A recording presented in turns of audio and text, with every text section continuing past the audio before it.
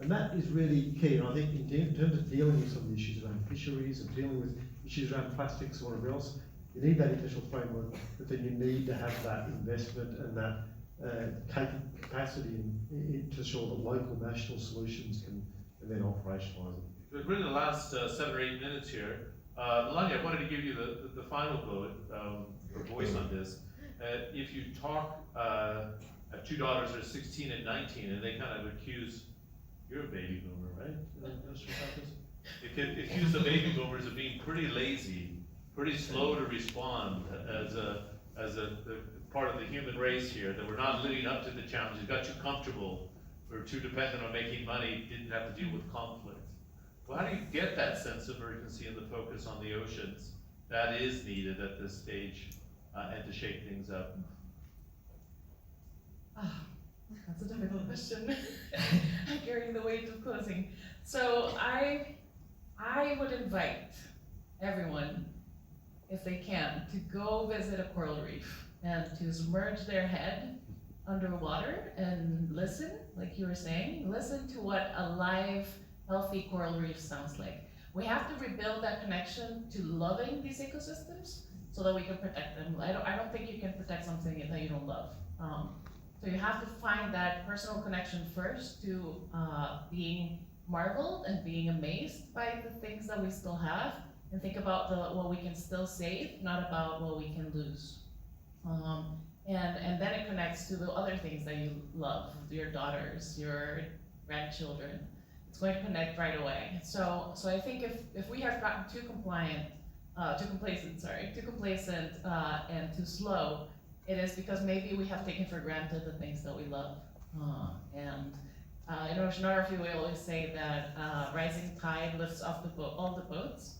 And I think that tide is becoming dignity, and protecting the dignity of future generations, the dignity of Aboriginal and Indigenous communities, of developing countries, of women. Once we start lifting all of those other boats, and we start really taking advantage of all the talent that is unlocked in there. So I think that will start moving things faster, not just taking advantage of the talent and the privilege of a few. Yeah, do we take the ocean for granted, do you think, Kathleen? I think we do, actually. I don't think I do, and I don't think maybe the people here don't, but I think, I've spent time with many different people on the ocean, sailors to fishermen, and I would say I think the fishermen are more connected to the ocean than, say, a sailor. I've seen people throwing cigarette butts and having no concept of there's a whole world living out there, So maybe in our roles, sort of as leaders, we need to inspire people more. We need to, the Netflix documentary that was extremely popular, we need to somehow engage more, and maybe at these UN conferences, we need to have more people's areas where people can contribute. Indigenous groups, and of course this is about money as well. Not everyone can fly to a coral reef, and some of the people in the most degraded sites they're just thinking about how to feed themselves. So we need to somehow engage. I'm a ground up person. I will say a lot of the programs I've developed have been sitting on the location with a few people from different consultants and tourism people, Indigenous people. I really believe we need to be able to have conversations like this. In fact, more than TED Talks, these sorts of conversations, but with diverse, cross-functional, cross-level discussions. And I think we need to listen. Well, this has been a fantastic forum because of the diversity on the panel, and I appreciate the questions from the audience. We wanted to run a video here, looking forward to the UN conference that you'll be hosting. We'll get a taste, and then I'll get you to say, what your aspirations are for that meeting. Can we listen to and take a look at the video now? Thank you. Salvar o oceano, preservar o futuro. Este é o mote de um encontro decisivo para o futuro da humanidade. Os atuais problemas do oceano vão muito para além da sobrepesca ou da poluição. O oceano global sofre de acidificação, aumento da temperatura média, desoxigenação e perda de biodiversidade. Mas uma nova era para o oceano. pode começar em Lisboa.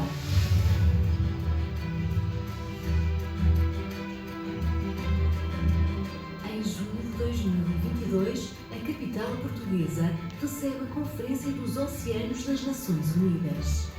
Todos os Estados-membros da ONU são convidados a participar.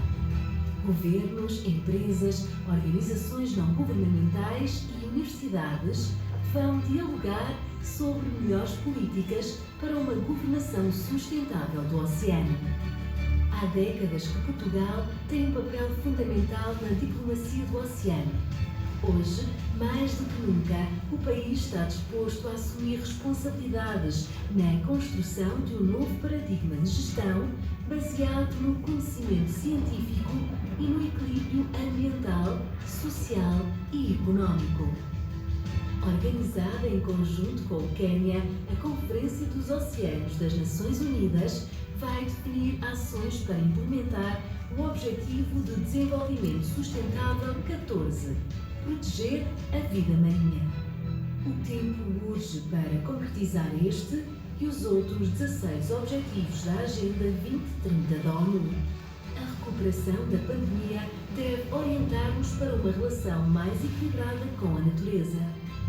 O oceano é fundamental na regulação do clima, não só pela retenção dos gases de estufa, como pela distribuição de calor a nível global.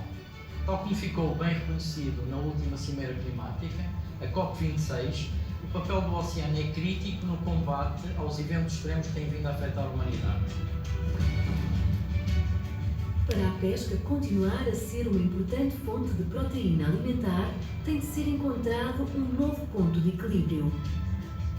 Sabemos desde já que devemos olhar para o mar com outros olhos, como fonte de recursos de forma sustentável. A aposta num oceano saudável é um investimento com retorno para o ambiente, para a economia e para toda a sociedade. Uma nova economia azul pode revolucionar os muitos usos do oceano. Nas rotas comerciais, na energia renovável, nas substâncias para fármacos, nas telecomunicações e muito mais. O mar é muito mais do que um recurso. É fonte de bem-estar espiritual. É palco de desporto, cenário de lazer. No oceano, vamos ser mais felizes. A humanidade é chamada a encontrar novas soluções, a alertar consciências e a alterar comportamentos, a reforçar a mensagem de que só juntos podemos salvar o oceano. A saúde dos oceanos está nas nossas mãos, em todos os pontos do globo. Cada um pode fazer a diferença. É urgente fazer as escolhas certas, agir, proteger, conservar e garantir um futuro melhor para as gerações da manhã. Conferência dos Oceanos das Nações Unidas. O futuro do oceano decide-se em Lisboa.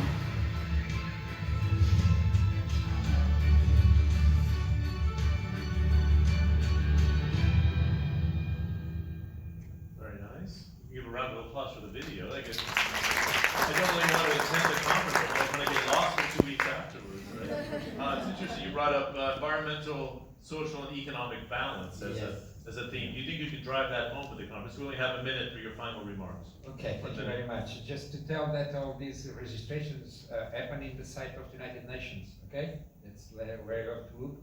And what we hope is that we strengthen the voluntary, because they are voluntary, compromises of the member states of the United Nations.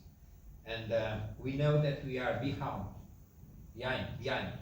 the accomplishment of the targets that were defined on SDG 14. And it is important that we improve. So the big challenge is to bring the countries on the understanding that the voluntary compromises are important. And this is not a COP, so the compromises are to be voluntary. And that we don't want an ocean to be kept for observation, and we want an ocean that is returning to its health and can be productive for the society and for our economies. I would like to remember that the first and second sustainable development goal are still hunger and poverty, and the ocean can contribute food and resources, but it has to return to the house. And that last remark, I would like to refer that we are on the decade of ocean science for sustainable development, but at the same time we are on the decade of ecosystems restoration that we refer here today. And if we don't restore some of the important ones, like the blue carbon sink habitats, we will fail on this. Thank you. Thank you very much for that. Those who want additional information and those watching from afar, you can go to the virtualexpo2020.com website. That's the virtualexpo2020.com website. We have another 2 more sessions when it comes to water that I'm chairing over the next 2 evenings at the same time here in Dubai. I really appreciate the organizers pulling together such a solid group of individuals, which is fantastic. And we look forward to your questions and your feedback even online to the website. Use it as a resource.